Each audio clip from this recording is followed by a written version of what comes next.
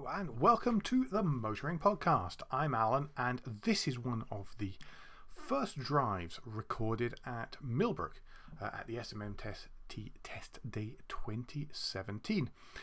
This time I'm driving Infiniti's mid-sized coupe, the Q60, and specifically I'm driving the highest powered version. That's the 3-litre turbocharged sport model, which has a 7-speed auto gearbox and 4-wheel drive. Now, quick thing to point out before we start with the video. First of all, I only had about 25 minutes with the car, and so the only place I've driven it is that test route at Millbrook. And the second thing is, I realise now going back and editing the film and stuff, very lightly editing the film, that I make an awful lot of comparisons between the Q60 here and its predecessor, the G37, because I owned one of those for about 2 years and did many tens of thousands of miles in it. So my apologies for that. I realise now I couldn't help myself as I was driving. Anyway, enough of my preamble and waffling, and I'll let you get straight into what I recorded in the car at Millbrook. This, to me, is a very familiar place to be sitting because this is the new Infiniti Q60. Now, of course, I had a predecessor of this car just before we started Motoring Podcast. This, however, has a 3-litre twin-turbo engine. It's 4-wheel drive, but otherwise, in many ways, it feels an awful lot like the G37 did. There's a few things that are different. The dashboard here is different.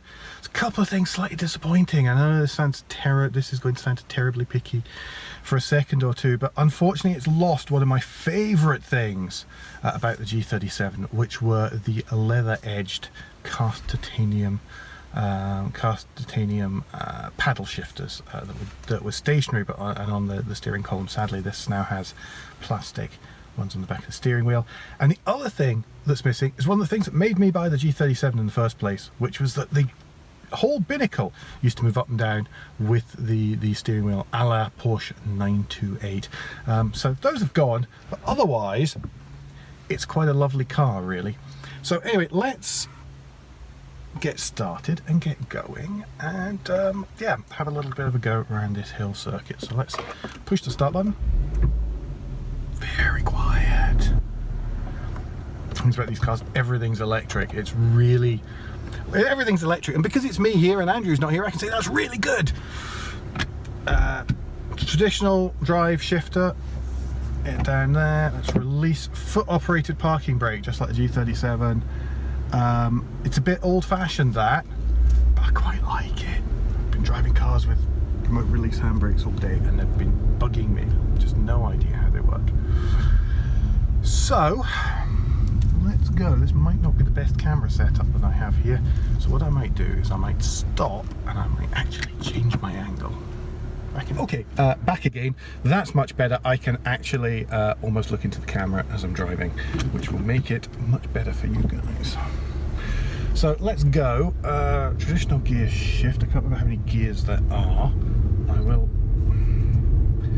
of course, be posting some stats along with this.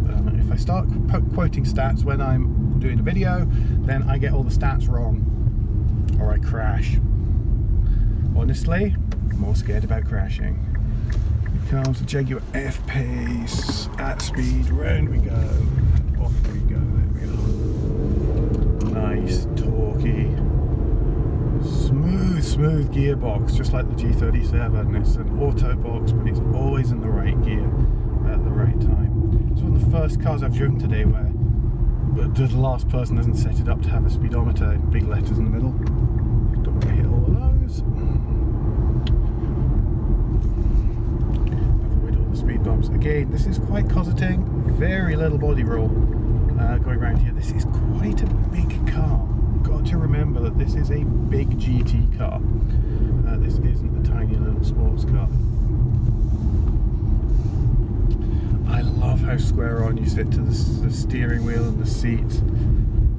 It's just so nicely positioned. As I was saying, it's a real shame about these fluffy paddle shifters, but it's not as if I was going to press them anyway. I've been in standard drive mode so far, and I've discovered the drive mode switch here. Oh, Eco. Yeah, not today, folks. Sport mode. So Sport Plus. Oh, Sport Plus mode. Let's have Sport Plus mode and see what happens. Oh, jiggling an awful lot up there. I'm sorry. Sport Plus mode. Honestly, so far I have not noticed any difference. There we are. There it is. It has downshifted 2 gears. Whoa, bloody hell. Gosh. And changing down for the corner as I lift off the throttle. Around some of these tighter hairpins. This is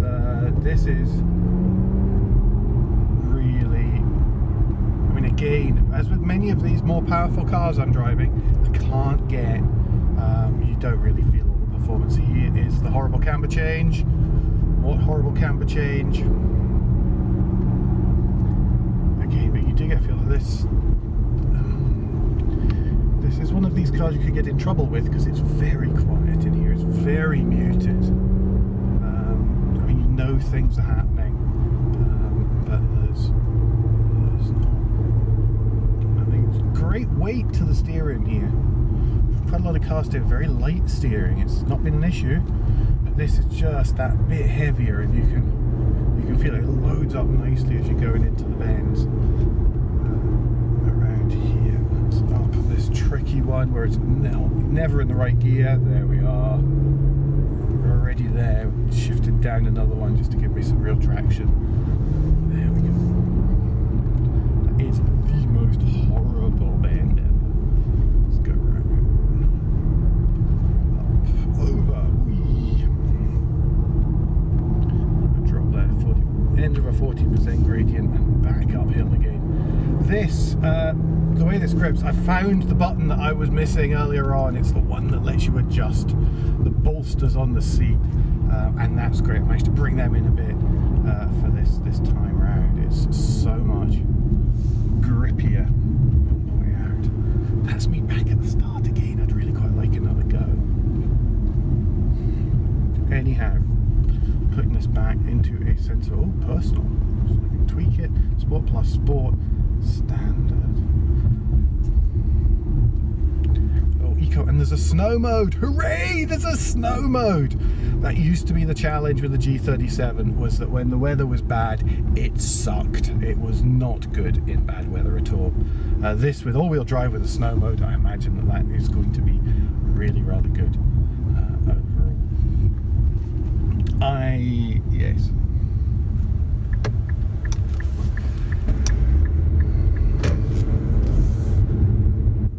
No, I'm not going to go for another lap. 3 laps in the car is too much. So let's just round off by pointing out this is a 3-litre twin-turbo car. It's probably going to form the basis for the next Nissan GTR. Not quite sure. The interior, by the way, dark leather. I love the technical weave fabric stuff in these doors, with its kind of purple flecks in it for that Infiniti colour scheme. I love the purple illuminated dials, are really, really nice. This steering wheel is just right. It is just the right diameter, just the right thickness to stop it's not trying to be too macho, but neither does it feel weedy in your hand at all. This is a delight. I know what its predecessor was like. I feel that this is probably an even better car.